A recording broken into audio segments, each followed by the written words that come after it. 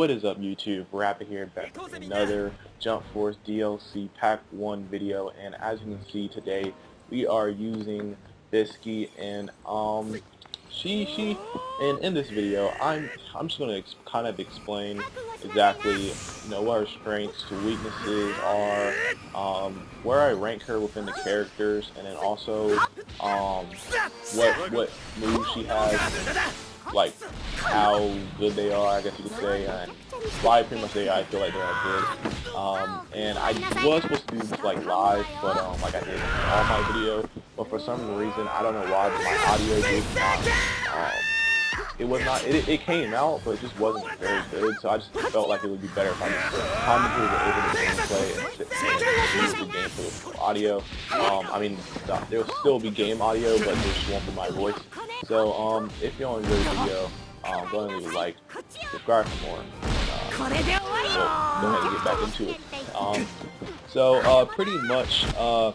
Bisky, I feel like, honestly, early, I'm just going to go ahead and say this, I know it's going to seem like a shocker to most of y'all, because I feel like she definitely was not very supported when it was announced that she was going to be the third DLC character. I feel like a lot of people wanted other people, but I feel like people already knew the characters that was going to be coming out, so I feel like most of the hate going towards her was because of they want characters such as like Hiei, or guys like that, and I'm pretty sure they probably wanted some of the other characters like Madara. People was mad, didn't understand why they didn't have like Boo, because there was actually Dragon Ball New World, the New World, which is the World Stage tournament place, which we're actually playing now.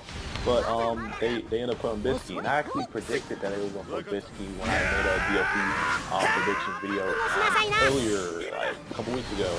And the reason I feel like they put Bisky in the pack is because there's not very many female characters in the game, and I felt like it was time to go ahead and put another female character in the game, even though there probably won't be another one until Season 2 of the DLC that comes out on this game. But pretty much, I'm going ahead and say this. I feel like she's the best character in this pack, mainly because her moveset is very good. She actually does pretty good damage, especially when you use her second move, which we'll get into later on. And right now, I'm honestly feeling she's probably a favorite. It might be the honeymoon phase. I might just like her right now, and might end up not liking her in a couple weeks or a couple days. But I really feel like she's an A-ranked character, and I feel like she's the best character in this pack. I don't think she's the best character by far, but I think she is slightly better than All Might, and Kaiba will get into the video that comes out later on today. But she's definitely a very, very interesting character. I like her a lot, and pretty much it's because of her moveset is the reason why I feel like she's the best character. But we'll go ahead and get into her moveset now. Her first move, I cannot remember what it says. It's like a long, but it's pretty much just like a charge attack, kind of like how the all the Z fighters have that one attack where they charge and then hit them and then go up in the air and beat them up and then send them back to the ground. And she pretty much has that same thing, but the thing about hers is like I feel like it just has a very, very good. It's very, very good, like, it's very quick, kind of like how Luffy's first move is as well. It's just a very quick move. It has a very good range, and I feel like she, with that move, is very strong, but it does have a little bit, it's not a downside, it's more of a balancing. This is the move right here, but it's balanced, you know what I'm saying? It does take 2 bars to use this move, and I feel like if it was 1 bar, it'd probably be a little bit too spammy, too cheesy, but since it's 2, it makes sense, you know what I'm saying? So, and I probably wouldn't suggest using it a lot, only because it does take a lot of meter, of your ability meter away, but I would use it when you have the meter, and you can string it into some combos and do some damage, that's what it's for. Now we'll kind of get into the second move. The second move is a little bit more complex than the first move, and the second move pretty much is called it's called, what is it called? It's weird because it's like, because there's a Ren ability. ability, like there's Rin in Hunter x Hunter. There's a Rin kind of system, and one of the characteristics, or not characteristics, but like techniques of the of Rin, which is in Hunter x Hunter, is 10. Now she uses 10 slash Kin, I want to say the other option is, but and that's what it's called. It's called Rin slash Kin. I'm pretty positive that's what it's called at least. And I mean it's probably her best move easily.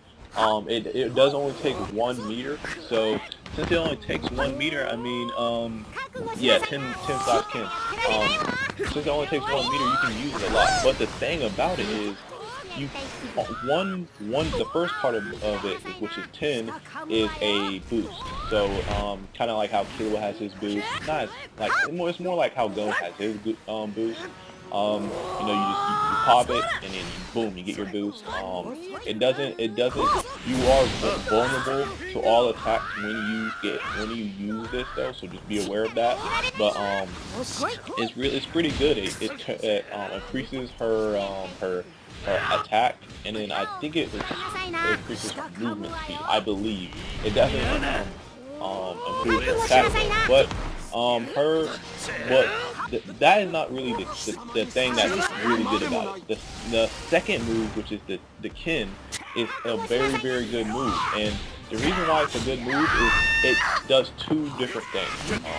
First thing it does is when someone has their guard up, which this is the best thing about it actually guard breaks. So there's not a lot of moves in this game that guard breaks, but when you guard break, if you don't already know, you pretty much take away all of the stamina that the player has, and then it puts them in an animation where they're kind of like slotting their hands back and they're available to get hit, and then pretty much you can do damage to them, a whole bunch of damage to them, and they cannot escape. So for that reason, it's a very good move, and it's a very good way to start a string of attacks. And what the second thing about the move is, if let's say you hit them without blocking, so since you're not hitting them without blocking, you're not going to get the guard break, but you will get a launch animation. And that could be very useful as well, because you can initiate chases with this move. Now, one thing I do like to do personally, instead of initiating the chase, sometimes I will use my support, and using support such as Jotaro, Kenshiro probably be really good. Even Gon probably be a pretty good support with her. You will be able to use the Kin and then use the support at the same time. You'll be able to call in the Kin and support at the same time. Because like some moves, not all moves, but some moves you can, in the middle of the animation, it will allow you to call in the support, and then this is one of the moves that allows you to do that. So you can take advantage of that and pretty much hold them in place while giving them damage, and then still go to town on them, and then if you want to, you know, add the first attack that I was talking about, I forget what it's called, but it has a really long name, and then you can do hella damage, or you can go into like a little string of rushes mixed with some strongs, and you know it's really good. And I actually have like I'm not sure if I actually want to release the video, you know, but I have a 75% damage attack string of attacks with this character. It's literally just one combo and it's 75% health. Of course, it has to do with her ultimate as well. So you have to have the ultimate to actually be able to do it, but it's pretty good. And that's the next thing. Actually, no. Before we get into the next thing, we're gonna talk about her third move, which is her counter. And this is another thing. Like she has a counter, like she has a guard break, a launch attack, and a counter, and a charge attack. It's a really good move set. But the thing about her counter is not the best thing. I probably would say her counter is one of the worst in the game. I really don't like Goku's counter, but I really don't like her. I'd rather have Goku's counter than her counter, because her counter, like, the thing with her counter is it barely does damage, honestly. Like, it doesn't do a whole lot of damage, and then also plus not having the damage, it doesn't really help with stringing a combo together after the counter. So pretty much you're kind of stuck in like when you use the counter, and plus it uses 2 meter of your ability meter, so it's like you're wasting meter and you're not really putting in that much damage, but at the same time, I mean, you're still countering them, you know what I'm saying, it's doing its job, you know what I'm saying. But another thing is it doesn't counter a lot of, like, I mean, it counters a lot of moves. Like obviously anytime you get touched, you pretty much gonna get have the counter go off, but there's certain moves that don't, and I believe like one of the moves, for example, is the Toro's move. Since he's physically not hitting you, you're getting hit by his stand. I don't think it will counter, because I've ran into people with using the Toro and guys like Yuzi and Saiba and stuff like that, and it doesn't hit them, it doesn't affect them. Even though they are rush attacking at me, they're not physically touching me, so it doesn't technically have a counter. But some moves like the Rasengan, the Chidori, Lightning Blade, stuff like that, you'll be able to counter. And like, I honestly, if I was y'all, I would not use the counter, because the counter, unless they have like a little bit of health, and they have such little health that they literally can get you that win, or time's about to run out, and then they try to do like a move like Chidori or something like that, and you react with the counter. It's probably a good time to use that, but only if it's going to give you a move like that. But it's only if you only need a little bit of help taken away from it. Now, if I was you, I would just rather block, go into a grab, or block, go into a string of attacks, instead of using the counter for that shit. Third thing is her ultimate. Her ultimate is actually pretty solid. She has I'd probably say she has probably the worst ultimate in looking, like effects wise, looking one in the DLC pack, but it's definitely strong and it's really quick, so it's pretty easy to but I don't believe you can't do a grab into the her ultimate, because just how the animation is, but her grab animation is, but it's very quick. You'll see right here, you know what I'm saying, like I didn't hit that because I was being an idiot and I was rushing and shit like that, but it's a pretty good ultimate. And I say that her ultimate is probably like mid tier within damage as well, like, which is pretty good, you know what I'm saying. Like her ultimate does some good damage and it looks cool, you know what I'm saying. She turns into her regular form, yeah, I'll give her ultimate a pretty solid. It's pretty solid, but the thing I wanted her to have the most though, which she doesn't have, is when she does awaken, I wish she would turn into her regular form as she awakens, instead of when she does her ultimate. When her ultimate does turn to her original form, but if she could turn to her original form and she had boosted stats when she awakens, that'd been lit. But I don't know, it's okay.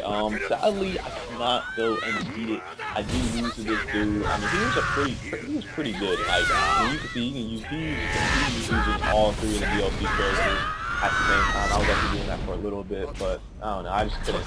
I feel like her videos, I feel like it's better to do one at a time. But if y'all enjoyed the video, please go ahead and leave a like, subscribe for more, and hope y'all enjoyed, and peace out. では皆さんご一緒にお疲れ様でした。